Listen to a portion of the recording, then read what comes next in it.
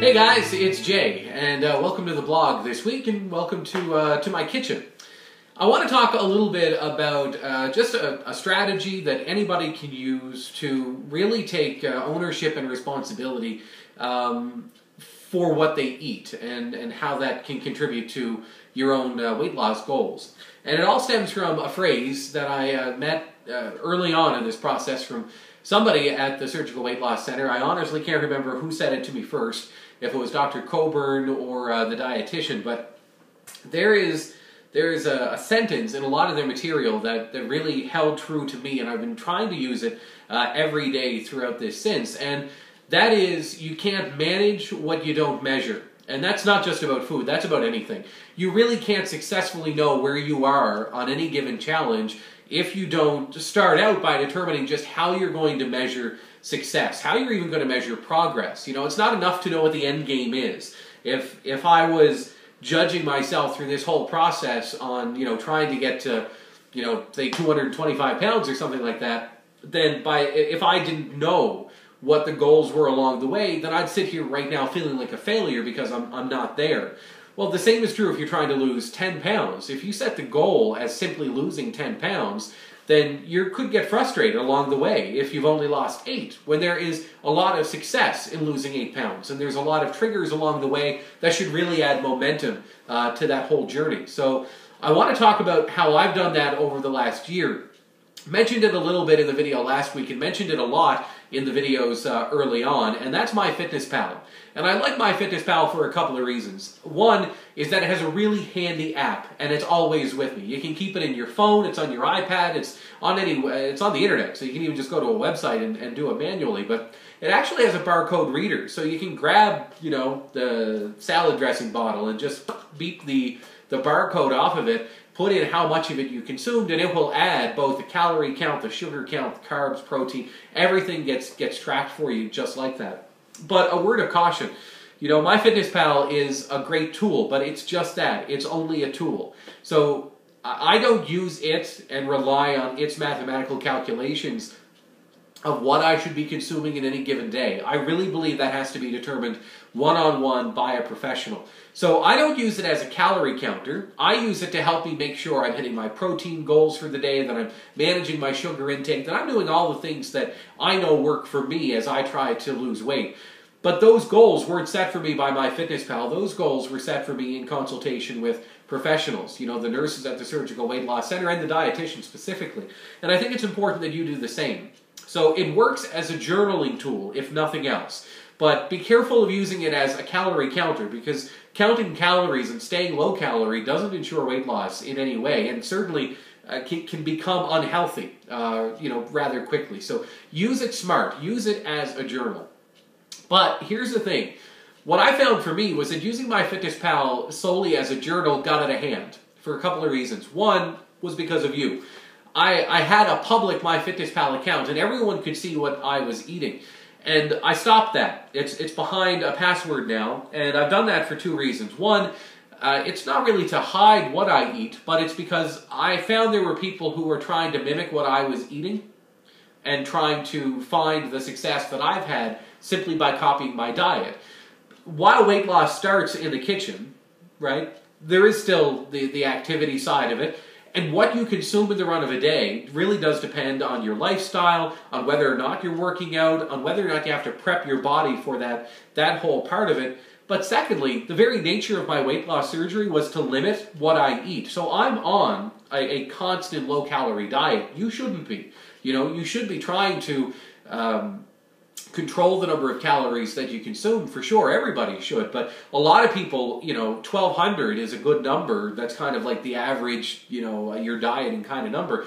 That's not for me to say that that's right for everybody, and frankly, I never hit 1,200 calories in a day. I've done something wrong if I get there, because with the volume of food that I consume, if I'm being smart about what I eat to make sure that I'm getting everything nutritionally that I need to keep me going, I'm not going to hit usually 1,200 calories. So you have to be really careful that you're not just stealing what I'm doing, because what I'm doing is very specific to me. It's a program that's built for someone who's had the weight loss surgery, who is a year in, who has shed 200 pounds, who goes to the gym and works out, who has a fairly active lifestyle now. All of that is different because of who I am and where I am in my journey. So you can't just copy it. So that's why I don't want anyone looking at what I eat in the run of a day and just copying it on their own, hoping to get the same success, because that's really not how this works.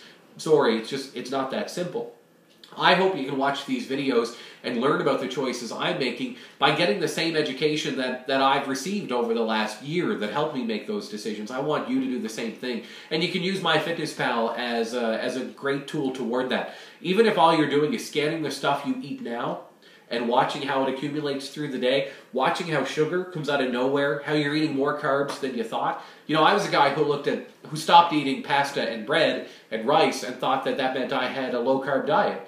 And what I realized very quickly was that there are hidden carbs in so much, and the same is absolutely true for sugar. And I know for me, those are two like fat-storing triggers. If I'm high on carbs, if I'm high on sugar, even if I'm going to the gym 5 hours a day, my body is just going to go into hold mode and not allow me to burn. So that's something you just play with. You know, that's something I've learned as I've gone along. You got to track what you eat, track your results, and then find, you know, those combinations that are working for you. But MyFitnessPal wasn't enough, and I want to show you something new. Let me grab it here. It's on my table.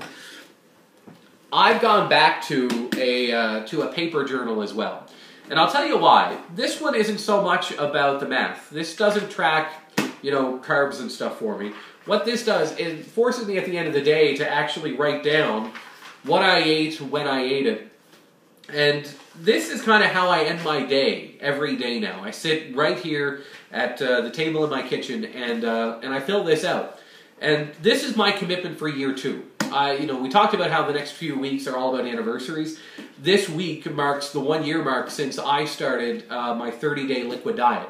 So this time last year, I wasn't eating food. This time last year, I spent 4 weeks replacing every meal with liquids and completely, you know, changing my relationship with food. And a 30-day break from your old habits is a great kickstart to a new program. And that liquid diet really did it for me. Now remember, that's not why I did it. There's more in the early videos about this. For those undergoing weight loss surgery, that liquid diet and the length of time you're on it isn't about weight loss so much as it is about burning fat off your liver.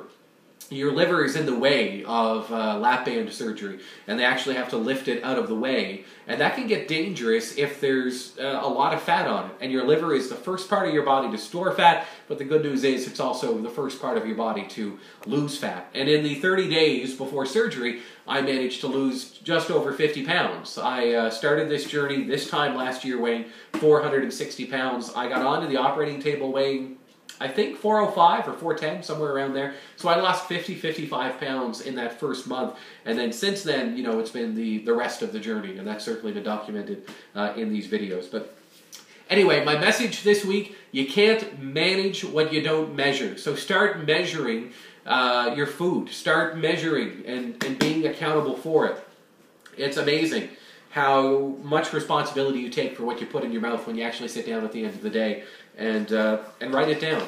And just like MyFitnessPal, it fascinates me because you can go through it and look back at like week after week after week of how you progressed and the decisions you were making, looking at what you thought used to be acceptable. That's great, because you really do see that progress. It's another way of seeing the progress that's not relying on the scale, right? You're watching how your own education is improving. Because the more you know, the better the choices you'll make. The better the choices you're making, and if you're managing the measurements of those choices, then you're managing the whole situation, right?